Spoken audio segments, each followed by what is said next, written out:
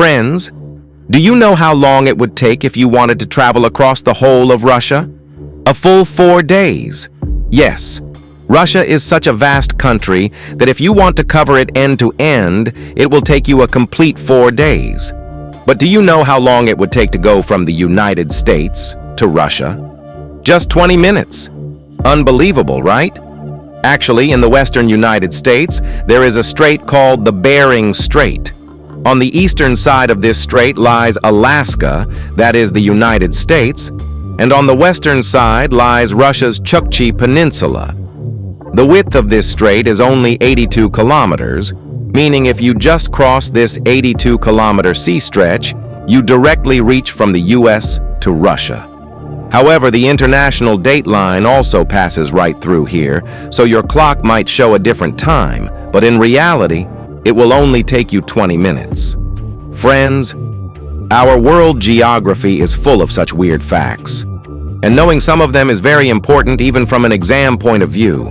And that's why we have brought you a fully comprehensive animated video on world geography, in which we will explain in detail, through animations, the world's major continents and their countries, rivers, deserts, glaciers, and mountain ranges. So let's get started. Let's begin this exciting journey of world geography with North America, the geography of the Americas. This entire region of the Americas can basically be divided into 3 regions. First, North America at the top, in the middle Central America, and at the bottom, South America. Now, you can count North and South Americas as different continents. But if we talk about particular geographical features like their mountain ranges, rivers, plateaus, etc., before that, let's look at their extensions, from south to north, how far they spread. And along the way, we'll also learn some interesting facts. For example, if we talk about North America, this continent extends from the Aleutian Islands in the north to the Isthmus of Panama in the south.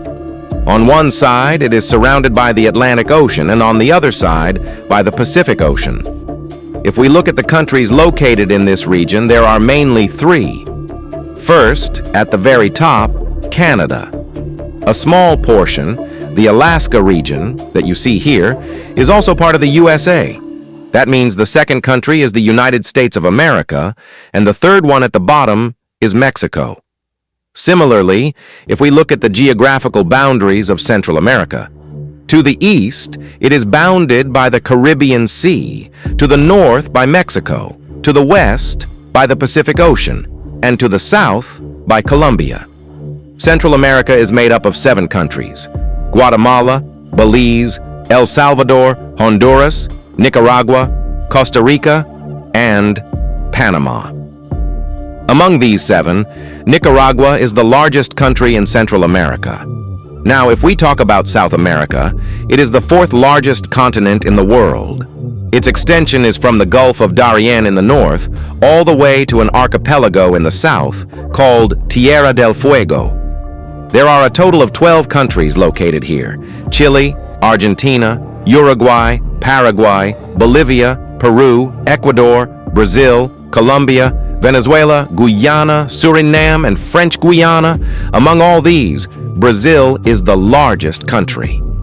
Now let's talk about America's diverse geographical features, starting with the mountain ranges. Mountain ranges of America. In North America, there are 3 major mountain ranges: the Rocky Mountains, the Appalachian Mountains, and the Sierra Nevada. The Rocky Mountain Range is North America's longest and the world's 2nd longest mountain range. So which is the world's 1st longest mountain range? That's for you to answer in the comments. This range extends from Canada in the north down to New Mexico in the USA in the south. Its total length is about 3,000 kilometers, and most of it is covered with forests and vegetation.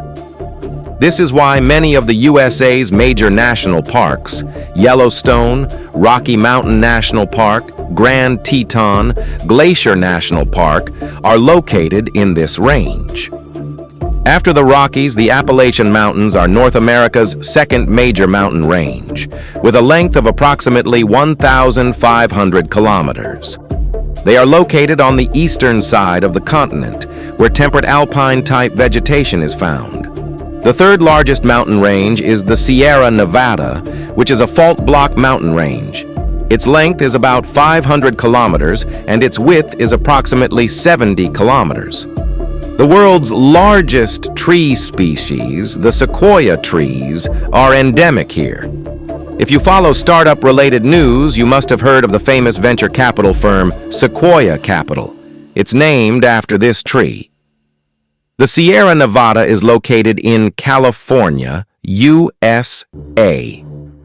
In addition, the Cascade Mountain Range is also an important range in North America. This is a young fold mountain system, which means it is still evolving because of active tectonic movements and continuously rising in height. The Himalayas in northern India are also a young fold mountain system. Now let's look at some mountain ranges in Central America. In Mexico, the Sierra Madre and the Central American Volcanic Arc are the major ranges. The Central American Volcanic Arc, short form CAVA, is a volcanic mountain chain stretching along the western coast of Central America from Mexico to Panama. The highest peak here is Mount Volcan Tajumulco, located in Guatemala. This region also has many major volcanoes like Arenal in Costa Rica, Masaya in Nicaragua, and Pacaya in Guatemala. After North and Central America, let's move on to South America. The most significant mountain range here is the Andes, which is also the longest mountain chain in the world. Its total length is about 8,850 kilometers, extending through 7 countries: Venezuela, Colombia, Ecuador, Peru, Bolivia, Chile, and Argentina. Mount Aconcagua, the highest peak here, stands at 22,841 feet and is located in Argentina. The Andes also feature a unique geological formation called the Andean Volcanic Belt, which is a chain of active volcanoes formed due to the subduction of the Nazca Plate beneath the South American plate. Besides the Andes, South America has 2 major highlands, the Brazilian Highlands and the Guiana Highlands. The Brazilian Highlands are located south of the Amazon River in Brazil, made up of mountain peaks and plateaus with an average elevation of about 1,000 meters. The Guiana Highlands are located between the Amazon and Orinoco rivers. This heavily forested highland spreads across southern Venezuela, French Guiana, Guyana, northern Brazil, and Colombia. Plains of America. After mountain ranges, let's talk about the plains located in the Americas. In North America, right in the middle, lies a vast plain area called the Great Plains. These plains are famous for their fertility, which is why they are also called the breadbasket of America. The Great Plains are made up of prairies and steppe grasslands, located on the eastern side of the Rockies. They spread across some U.S. states and Canadian provinces, making it the most fertile territory in North America. Many rivers, such as the Missouri River and the Rio Grande, originate and drain here. If we talk about the plains of South America, they are mostly coastal plains. Coastal plains are low-lying flat areas along the seacoast. In South America, they are found along Brazil's northeastern coast and along the Pacific coasts of Peru and Chile. The northeastern coastal plains of Brazil are extremely dry. Similarly, the coastal plains of Peru and Chile are also dry because they lie in the rain-shadow region of the Andes.